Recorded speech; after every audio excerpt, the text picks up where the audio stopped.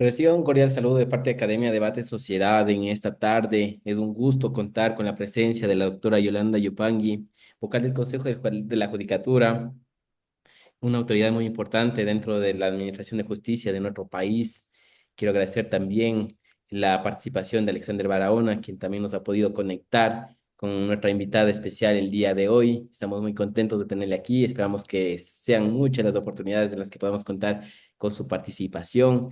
Hoy vamos a tratar un tema muy interesante que es el pluralismo jurídico, mecanismos de coordinación y cooperación entre justicias. Es importante destacar este tema para nuestra sociedad y sobre todo para nuestro sistema jurídico en el cual debemos comprender que estamos en un Estado constitucional de derechos y justicia y sobre todo también entender y analizar la dimensión que esto conlleva. Y hoy en día es un gran desafío poder desarrollar más sobre el pluralismo y también entender la lógica con la que funciona en cada una de nuestras vidas y también en cada una de las vidas de la sociedad. En este sentido, me permito dar la bienvenida a la doctora Yolanda de las Mercedes Yopangui Carillo, quien es doctora en jurisprudencia y licenciada en Ciencias Públicas y Sociales por la Universidad Central del Ecuador.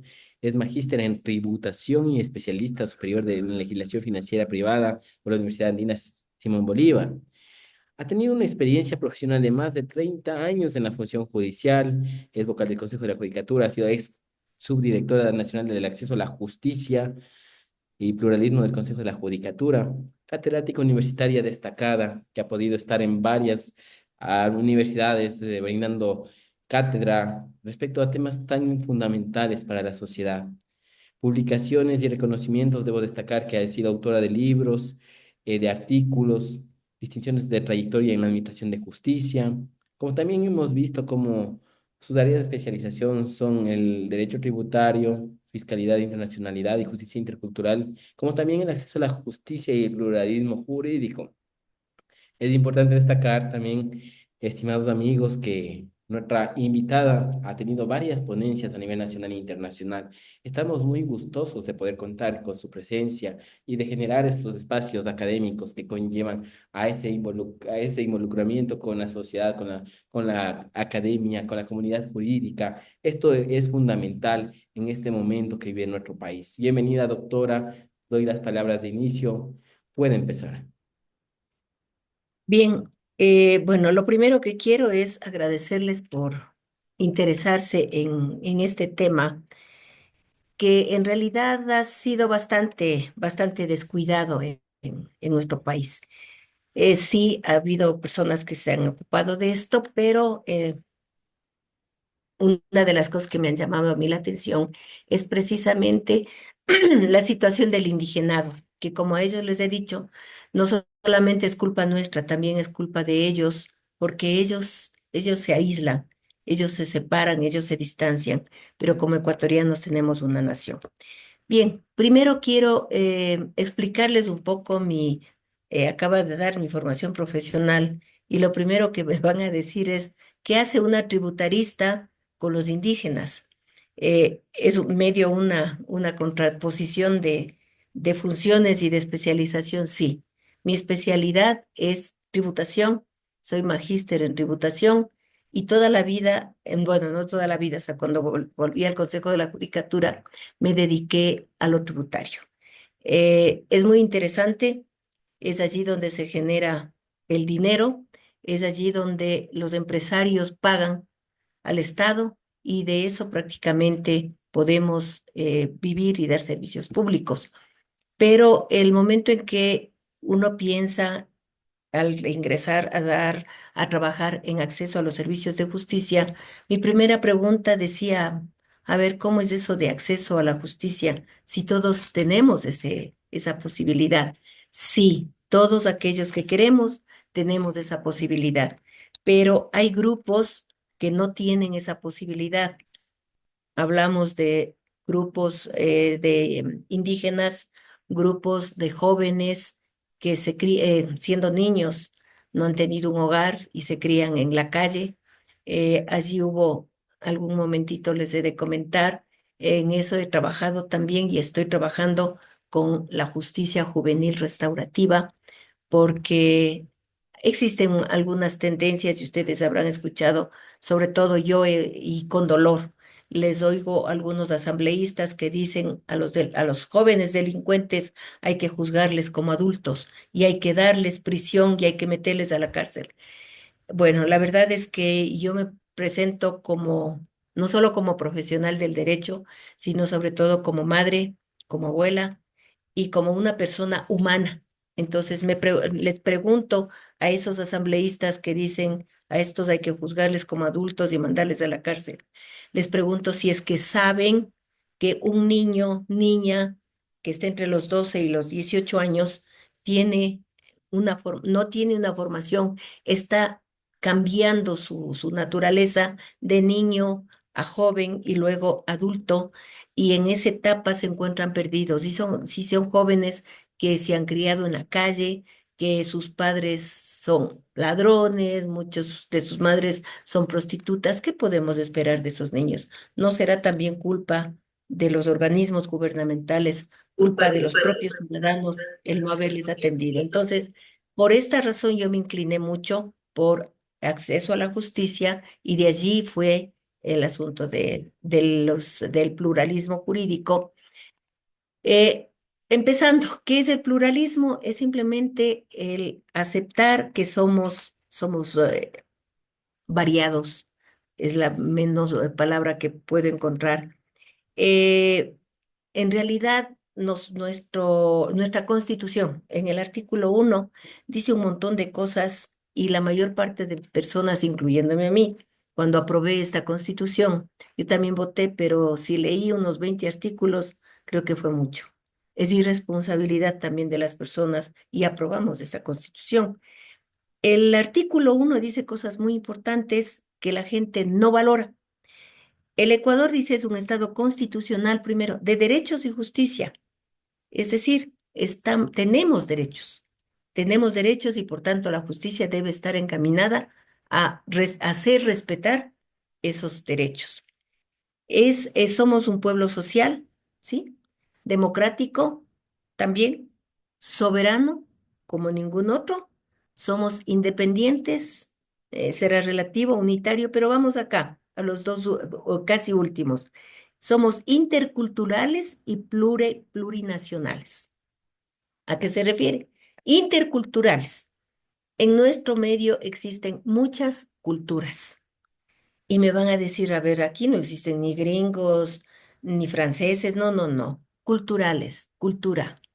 Y miren, somos tan diferentes que hasta físicamente nuestro país se divide en tres regiones, costa, sierra y oriente.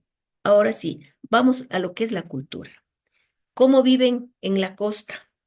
Si vamos a analizar, vamos solamente por la forma en la que hablan. Nosotros le oímos hablar a una persona y decimos, este es costeño.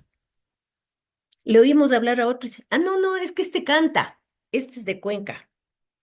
O le oímos a un indígena y decimos, este debe ser indígena de la sierra, pero si se le ve más forzado, más grueso, decimos, no, debe ser del oriente.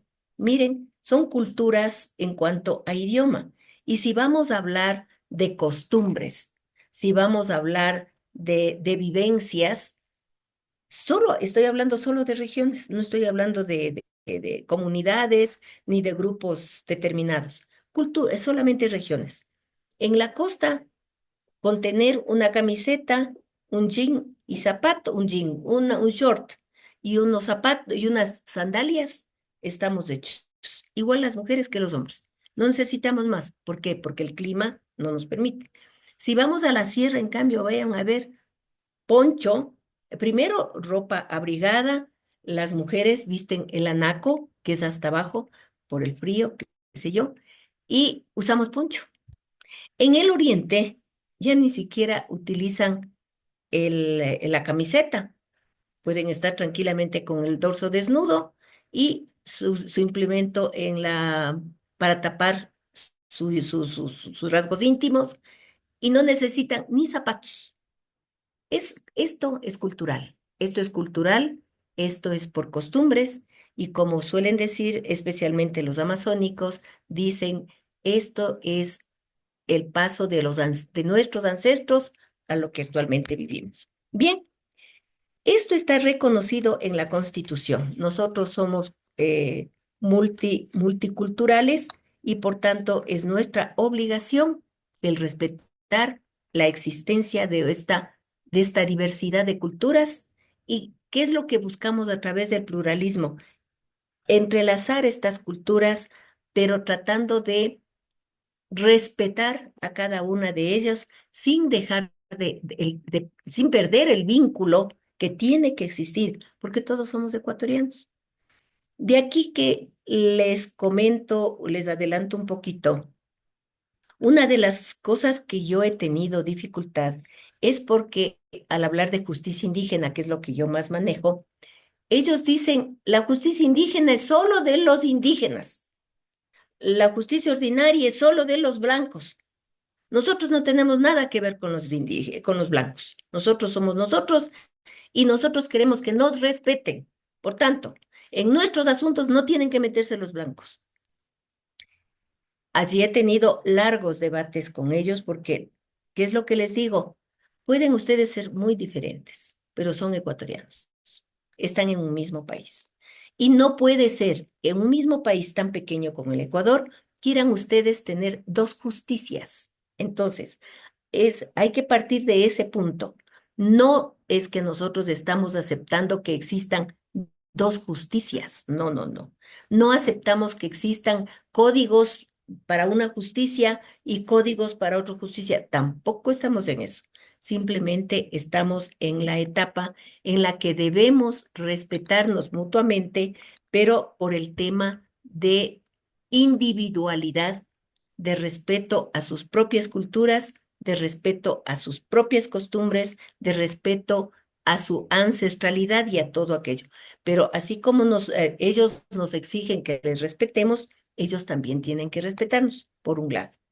Por otro, quieren, les comento, no tengo por qué ocultar tampoco, existen grupos de indígenas que dicen que van a plantear ante la Asamblea la posibilidad de que se reconozca a la justicia indígena como una independiente de la justicia ordinaria, que no tenga nada que ver y que ellos quieren su propio mundo. Entonces, yo les he dicho, está bien, ya quieren ustedes su propio mundo. Me pregunto, para poder ejercer, para poder hacer que sus decisiones de justicia indígena se cumplan, ¿a quién van a recurrir?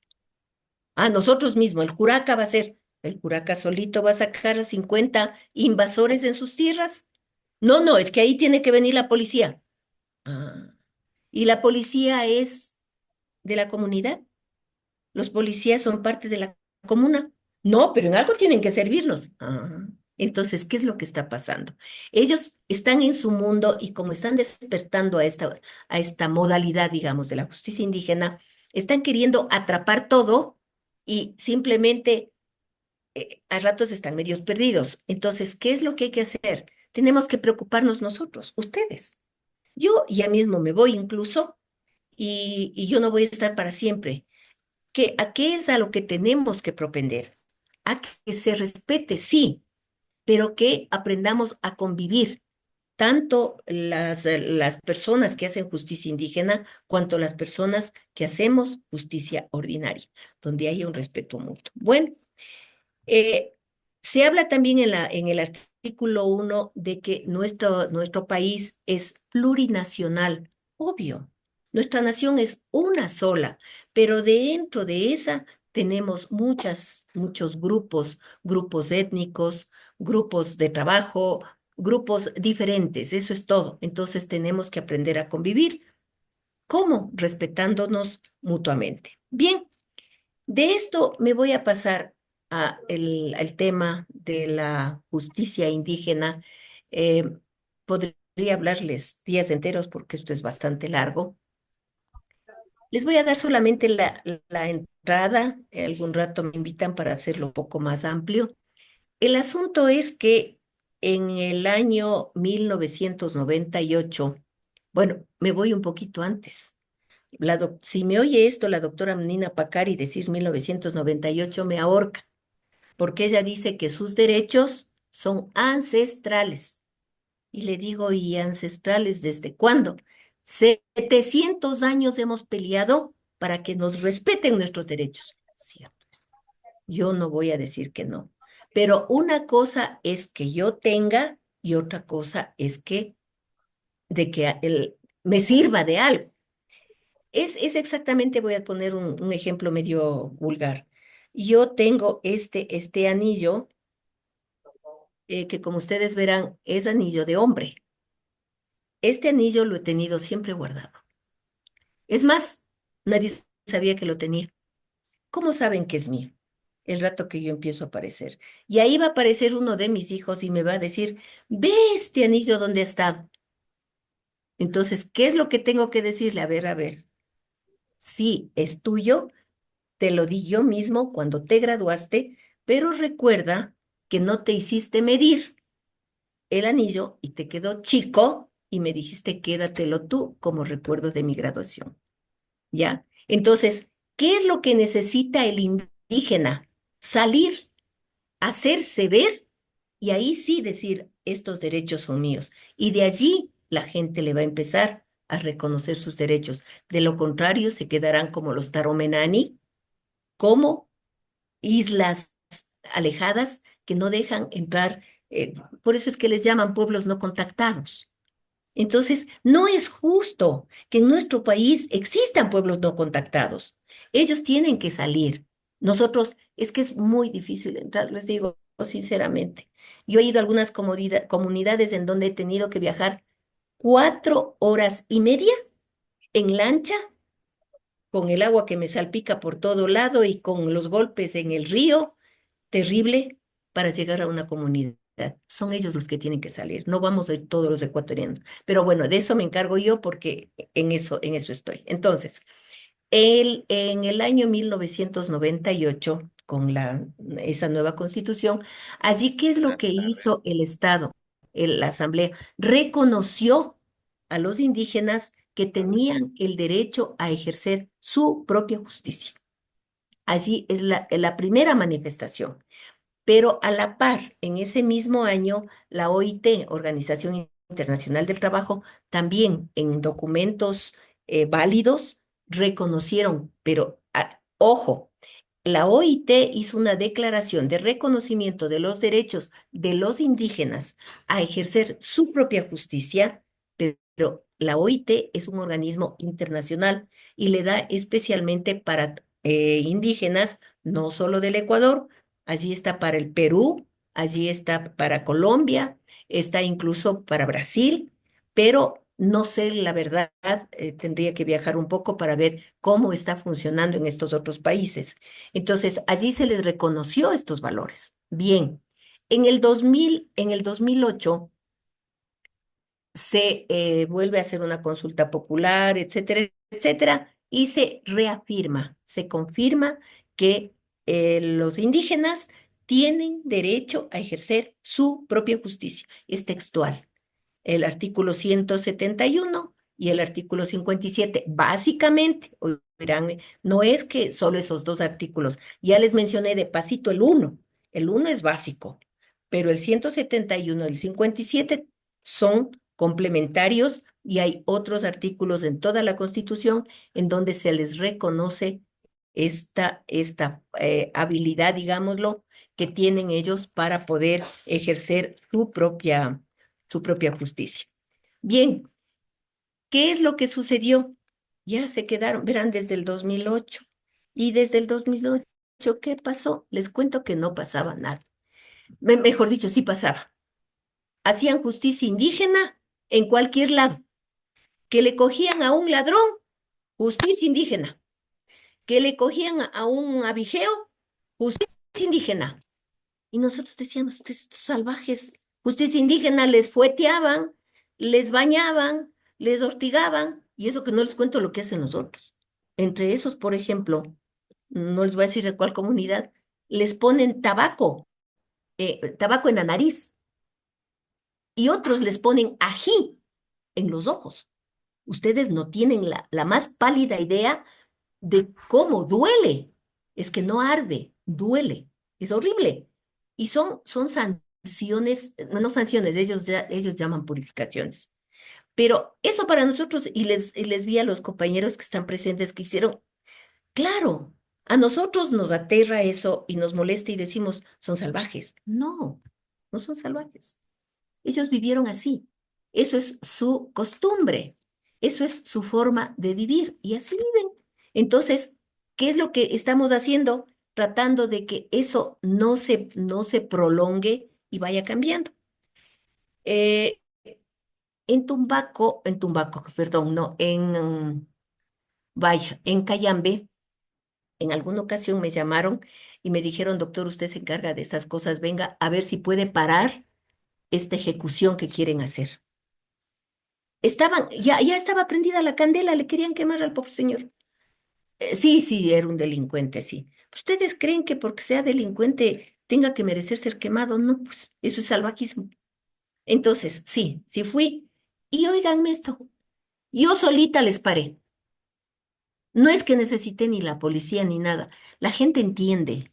Cuando encuentran a una persona tranquila, que les habla con conocimiento, sin restarles importancia, ojo. Cuidado con decir indios, tales indios, no, no, no. Con respeto, ellos son señores también, son seres humanos igual que nosotros. Logré pararles. Y no solo eso, allí les clarifiqué que sí, sí tienen derecho a ejercer su propia justicia. ¿Pero cómo? Obedeciendo el debido proceso. Decían, pero es que nosotros no nos vamos a someter a la justicia ordinaria. No, no, no, no. Ustedes tienen su propio proceso.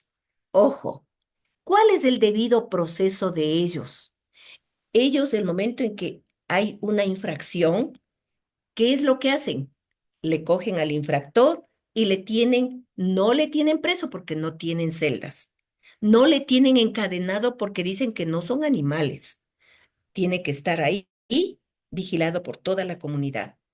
Le tienen allí y le ponen también a la persona, o sea, debe haber el que infringió la norma y el que recibió la infracción. Están los dos. Reúnen a toda la comunidad y allí sí, a ver, primero vamos a ver qué es lo que vamos a hacer. Vamos a juzgarle, ¿ya? ¿Quién le juzga? Todos. Miren lo interesante que es. No es que se someten a un hito, a un juez, que es ser humano, ¿no? Y les cuento en chiquito nomás. Cuando yo era secretaria tenía un jefe que cuando se había pegado los tragos del fin de semana, yo no le pasaba sentencias el lunes. ¿Por qué? Porque cuando estaba Chuchaki, siempre sacaba las sentencias en contra. Sea lo que sea, esté bien o esté mal, se lanzaba las. Yo les decía, pero ¿por qué juzga así con tanta dureza? Decía, pues que así es, así tiene que ser. Era efecto de su traguito que todavía no estaba desintoxicado. Tanto es así que en alguna ocasión, para probar yo misma, le volví a pasar el mismo juicio y me sacó en otro sentido. Entonces, miren el efecto de que juzgue una sola persona y el efecto de que juzguen muchas gentes. El criterio se amplía y las visiones son más claras y ya el criterio no es de uno solo. Entonces, todos opinan, todos, incluyendo los niños, incluyendo las mujeres, a todos les escuchan. ¿Quién tiene que escuchar más? Es el jefe, es la autoridad, que por ejemplo en la sierra se llama presidente de la comuna, se llama el jefe, le llaman, bueno, diferentes nombres de acuerdo con la comunidad, pero en el oriente, por ejemplo, hay el cacique, que es otro, el curaca, que también es autoridad, pero miren, por ejemplo, hay una comunidad que tampoco les voy a decir, no quiero meterme en líos. En esta comunidad existe un curaca y este curaca es el que anda con esa lanza. ¿Han visto esas lanzas grandotas de los indígenas? Da un paso y ¡pah! Da otro paso y ¡pah! Da otro paso. Eso es una muestra de poder. Entonces, aquí mando yo, aquí camino yo, aquí yo, ¿ya? Esa es muestra de poder. Sin embargo, para la justicia, él no hace justicia. Él escucha. ¿Quiénes hacen justicia? Los sabios. Ojo, esto quisiera que en la justicia ordinaria pongan atención. ¿Quiénes son los sabios? Los más viejos. ¿Por qué? Porque ellos ya recorrieron toda una vida. Ellos ya vivieron muchas experiencias y tienen aquí su sabiduría. Dos hombres y dos mujeres. Ese era el tribunal de sabios. Ellos emiten la resolución cuando tienen que juzgar en justicia indígena. Les di sin querer dos formas de hacer justicia indígena. Entonces, cuando yo hablé allí en Cayambe, yo les dije, tienen ustedes un procedimiento, tienen que someterse a eso. Ah, dijeron, o sea que si nos reconocen que lo que nosotros hacemos también podemos hacerles bien. Claro que les reconocemos. Claro que la Constitución les reconoce esto. No hay problema. Ustedes pueden hacer justicia indígena cuando ustedes quieran, pero dentro de las normas y respetando también a la justicia ordinaria. ¿A qué me refiero? No es que porque es indígena le van a dar la bendición y le van a perdonar, pero si es un blanco le van a masacrar. No, tenemos que respetarnos mutuamente. Les comento, y si ustedes les invito a que hagan una retrospección de hace unos 2 años más o menos, si ha bajado o ha aumentado el número de ejecuciones de justicia indígena. Hasta donde yo sé, esas ejecuciones han bajado mucho. Ahora estoy en el trabajo de quitarles algunas costumbres que son inhumanas. Por ejemplo, el hacer la zanza. No crean que le hacen la zanza a cualquiera, le hacen a los delincuentes, a los que hacen cosas mal. El que hace mal, y he hablado con el curaca, me dice, es que aquí no tenemos malos. Le digo, ¿y qué hacen con los malos? Se les hace zanza, así fácil. ¿Y saben lo que es hacer zanza? Primero hay que matarle, segundo hay que cortarle la cabeza y tercero hay que reducirle la cabeza. Esa es la zanza. Miren, para nosotros terrorífico, pero esa es su costumbre. Esas costumbres tienen que ir cambiando. ¿Por qué? Por la influencia nuestra. Pero yo lo que aspiro es a que también nosotros aprendamos de ellos. Aprendamos a ser más sinceros, aprendamos a ser más equilibrados y aprendamos a vivir en comunidad.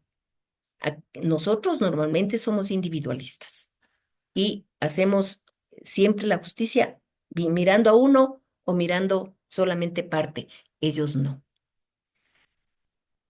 En la justicia indígena existe otro detalle pequeñito.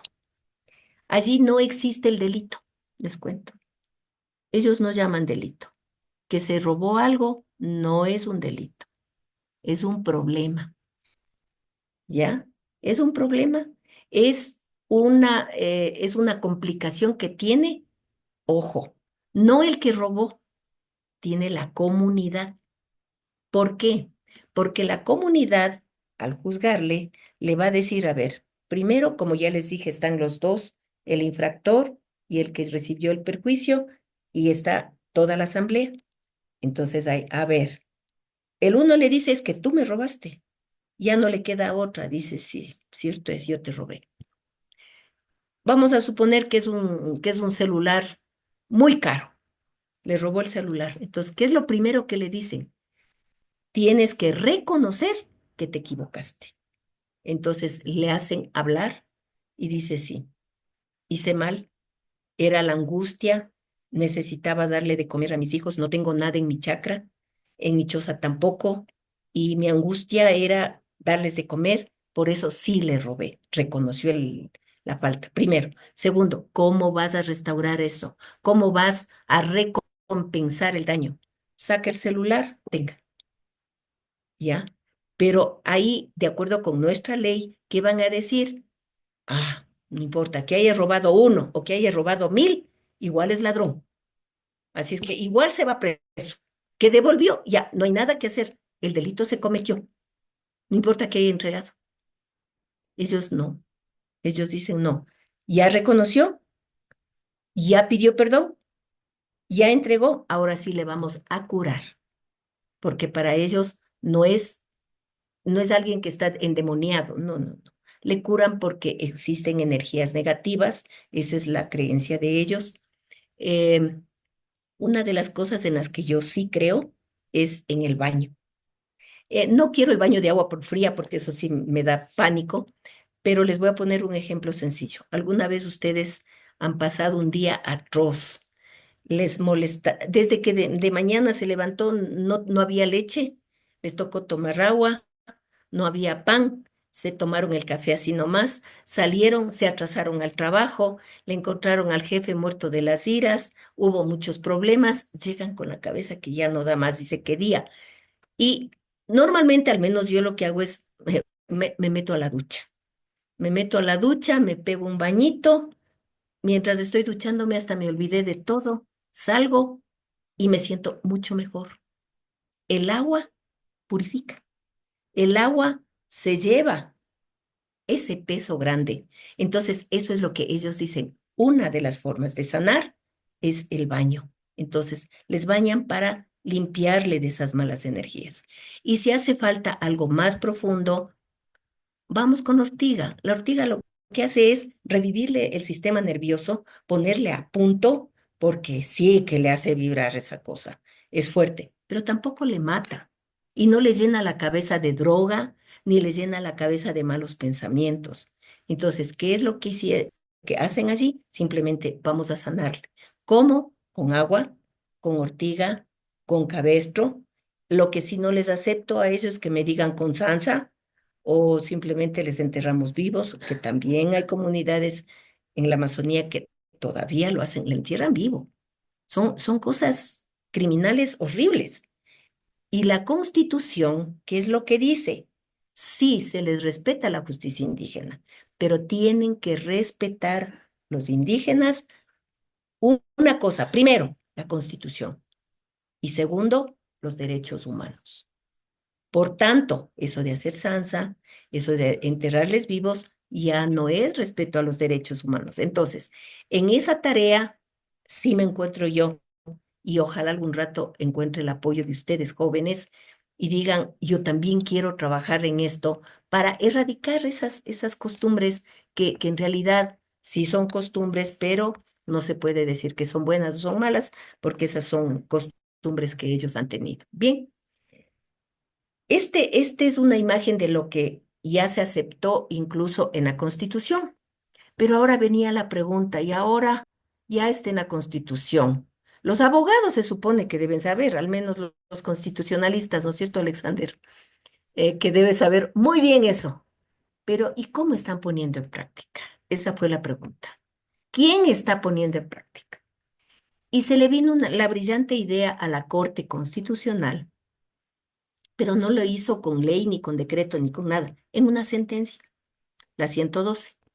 En esa sentencia, ¿qué es lo que dijo la Corte Constitucional? A ver, señores Consejo de la Judicatura, ustedes son los encargados de administrar justicia, pero tienen que administrar, perdón la cacofonía que voy a decir.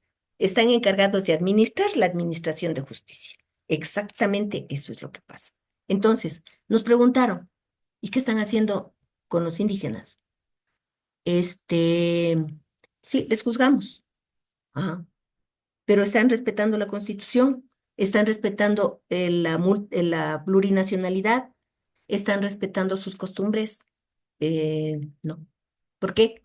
Porque si robó a este mismo que robó, no le preguntan por qué robó, simplemente robó. Código, código penal, al que roba un celular de $1,500, ¿qué tiene? Prisión. Fin. Se fue preso. Se acabó. Se acabó el problema. ¿Para quién? Se acabó el problema para nosotros, para los jueces, pero no se acabó el problema para este hombre. Su hijo o sus hijos seguían con hambre, su madre seguía abandonada, su mujer le tocaba ir a trabajar a como dé lugar y obviamente esto complica a la comunidad porque hay esos otros problemas, situación que no se da con la justicia indígena. Ellos tratan de solucionar los problemas de la comunidad. Entonces, en el caso de este señor que robó el celular, no es que le meten preso, Le dicen, vas a hacer tantos días o tantas horas o tantos meses. Incluso hay comunidades que les han sancionado años de trabajo comunitario. Y es terrible, porque es trabajo comunitario, porque tienen que trabajar para mantener la casa de lunes a viernes. Y el sábado y domingo tienen que hacer trabajo comunitario durante 3 años. Es terrible. Es tan terrible que, miren, en una comunidad se dio este asunto. Estaba justo para 3 años. El un año, como quiera, todo el mundo le aguantó, pero ya después el papá del infractor se acercó a la asamblea y les dijo que le permitan compartir la sentencia. Entonces ya no trabajaba solo él, trabajaba también el papá. Y entre los dos la sentencia bajó y bajó creo que a un año más. Son situaciones un poquito especiales, pero eso se da. Y realmente la gente, las autoridades indígenas, ellos buscan la satisfacción de toda la comunidad, no solo de una persona. Bien, en las sentencias 112, la Corte Constitucional nos ordenó al Consejo de la Judicatura hacer elaborar un documento que le llamaron protocolo, un documento a través del cual se visibilice, primero se visibilice la justicia indígena y segundo, se le norme cómo se va a aplicar la justicia indígena. Allí se establece qué es la justicia indígena, cómo se va a aplicar, qué principios tienen que respetarse, qué cosas se deben hacer, qué cosas no se deben hacer. Y adicionalmente les dijo, sí, eso no más, no, no, no. Tienen que decirnos cómo se va a hacer eso. Entonces, allí está lo que ustedes me pusieron de tema, los mecanismos de coordinación y cooperación para la aplicación de la justicia indígena. ¿En qué consisten estos? Bueno, este protocolo salió en marzo del 2023. Ya va a estar 2 años, porque fue en marzo del 2023, ya estamos cerquita. Fue justamente el 23 de marzo del 2023 que salió este protocolo y junto con el protocolo salió la resolución respecto a los mecanismos para ejercer la justicia indígena. Este salió en la resolución 053 del 2023. Le encontramos eso, ustedes tienen más acceso en la página del Consejo de la Judicatura, buscan resoluciones, ahí sale la resolución 053 del 2023. Si me pongo a explicarles eso, necesito 5 horas, no tanto, 3 horas, al menos, para explicarles todo ese procedimiento y todo lo que se hace. Pero ustedes me han pedido que hable sobre todo de los mecanismos de cooperación y coordinación. Esto es súper interesante porque miren que no decimos que tenemos que ir a audiencia, que nos pidan por papel, que paguemos tanto, que llamemos a No, no, no, nada. Son dos los mecanismos, dos fáciles. Cooperación y coordinación. Fin. ¿Para qué? Para declinar la competencia.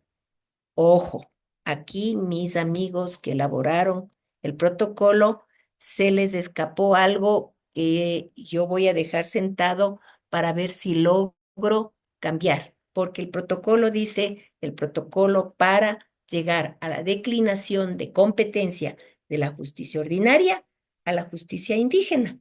¿Qué quiere decir?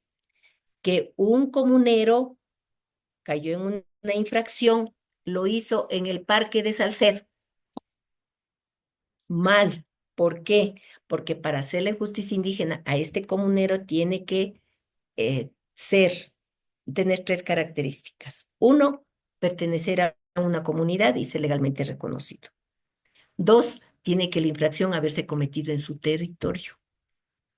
Y tres, tiene que haberse cometido respecto de situaciones propias de la comunidad, es decir, problemas propios de la comunidad, ¿ya? Esos son los 3 requisitos. Pero, ¿qué es lo que puede ser? Que este señor tiene los dos requisitos, es comunero y es un problema de la comunidad. Me voy a inventar.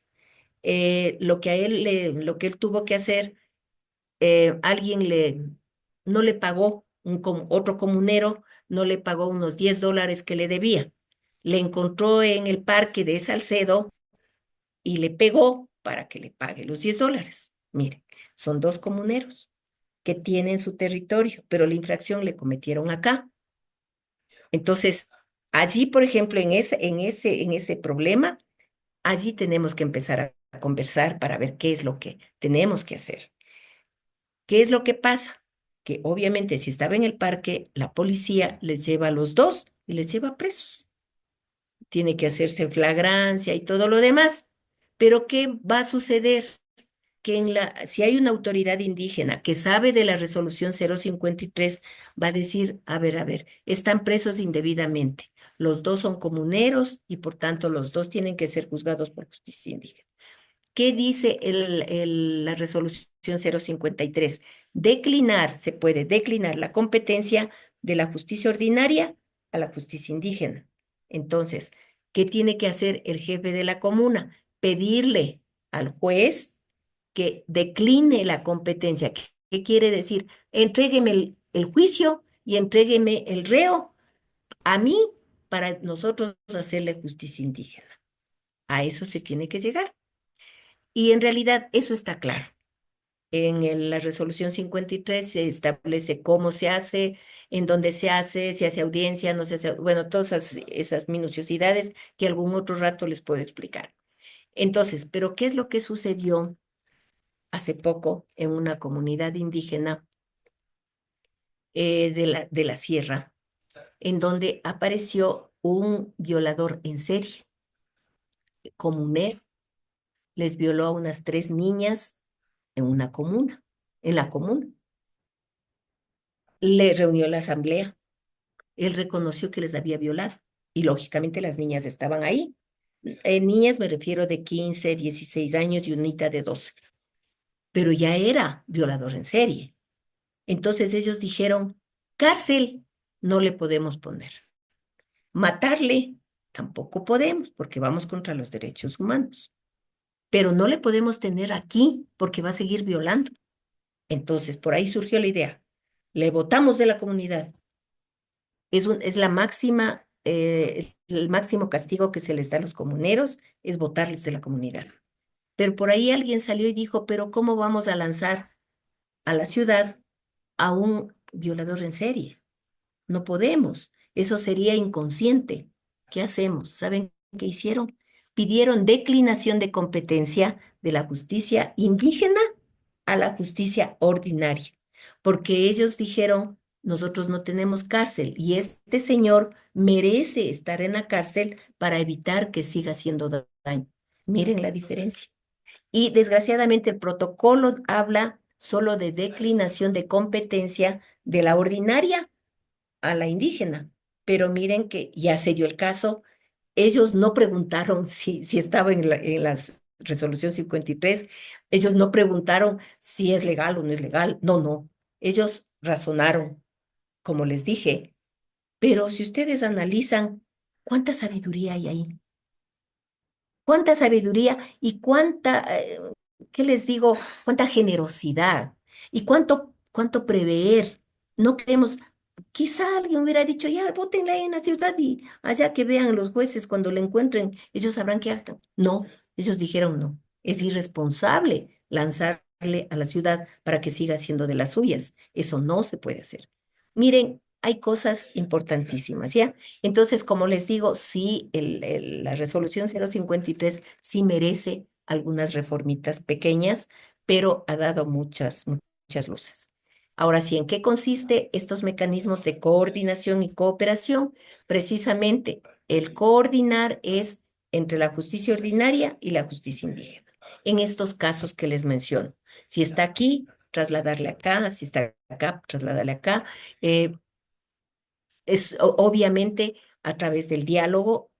Ahí sí, no sé tiempo tengo.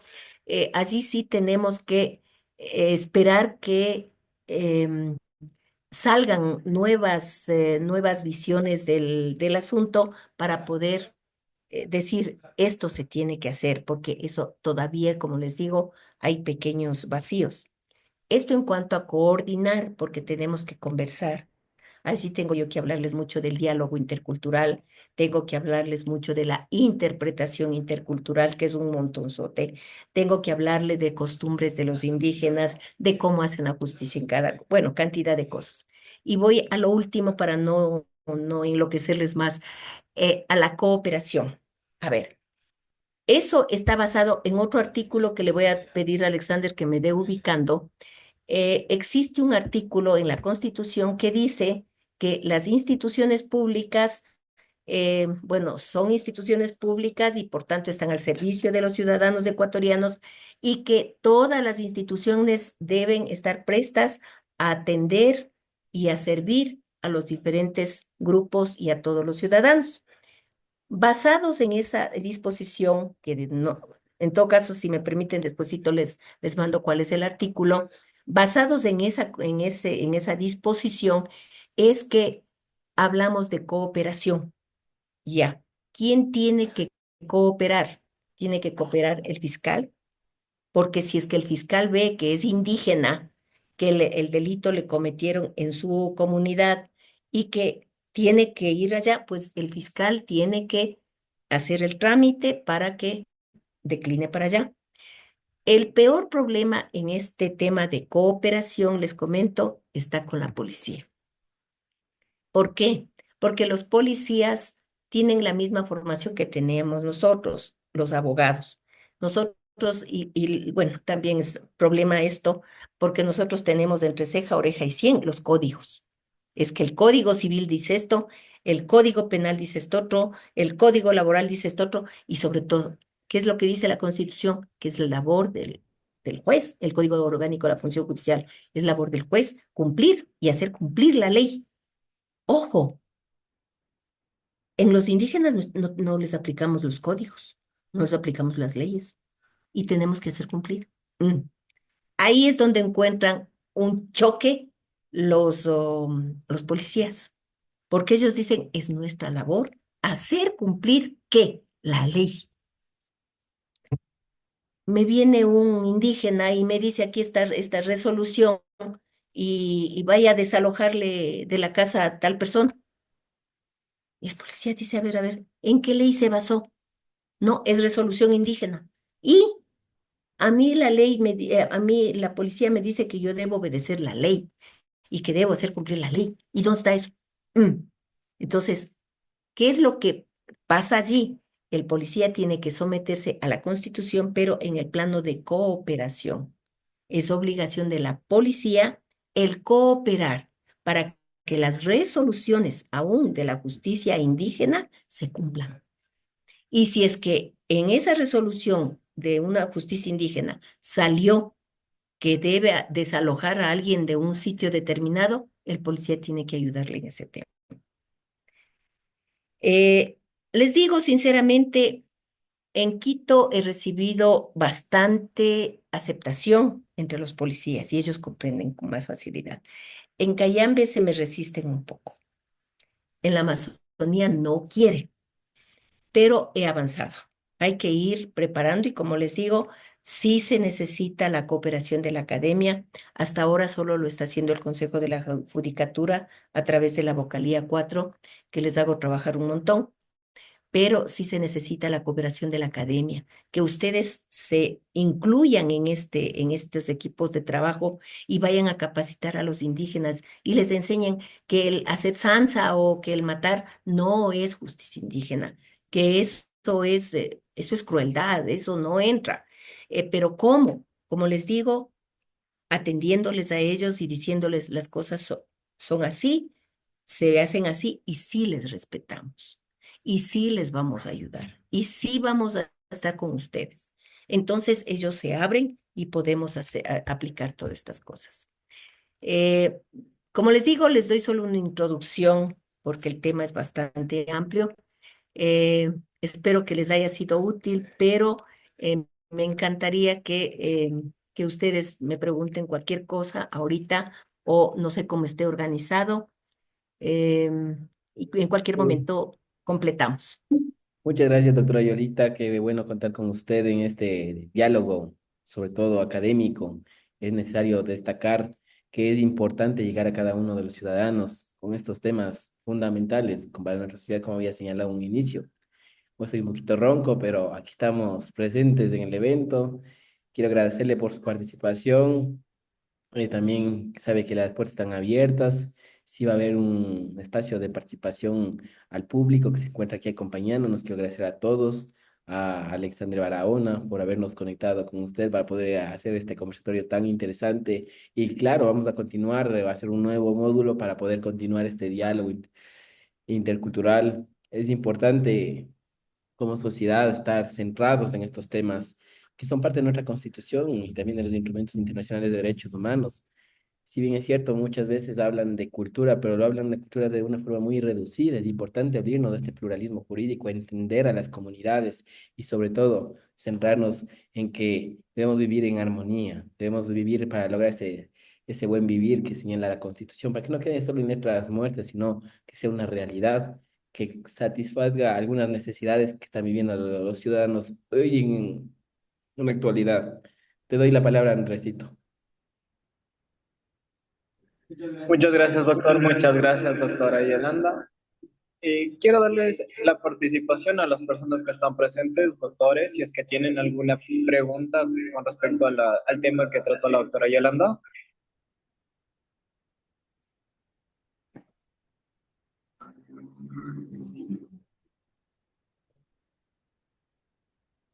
Eh, Como de momento parece que no hay preguntas, podemos ir avanzando y darle las gracias a la doctora Yolanda por habernos dado esta clase muy importante, debido a que demuestra cómo el derecho sigue avanzando, la importancia que se le da a la misma justicia indígena, a varios grupos a participar y agradecerle, doctora, de parte de la Academia de Debate Sociedad, al doctor Luis Vázquez, por permitir también estos espacios para que todas las personas y doctores puedan acercarse, aprender mucho más y entender todos los avances que va teniendo nuestro país en estos temas. Muchas gracias, doctora Yolanda. Gracias a ustedes y ya saben, siempre, siempre me ha gustado la cátedra y realmente es un gusto participar. En cualquier momento estoy dispuesta a cualquier consulta, me encuentran siempre en la vocalía. Bueno, lo más fácil encuentran a Alexander, él sabe cómo ubicar. Muchísimas gracias. Hasta luego.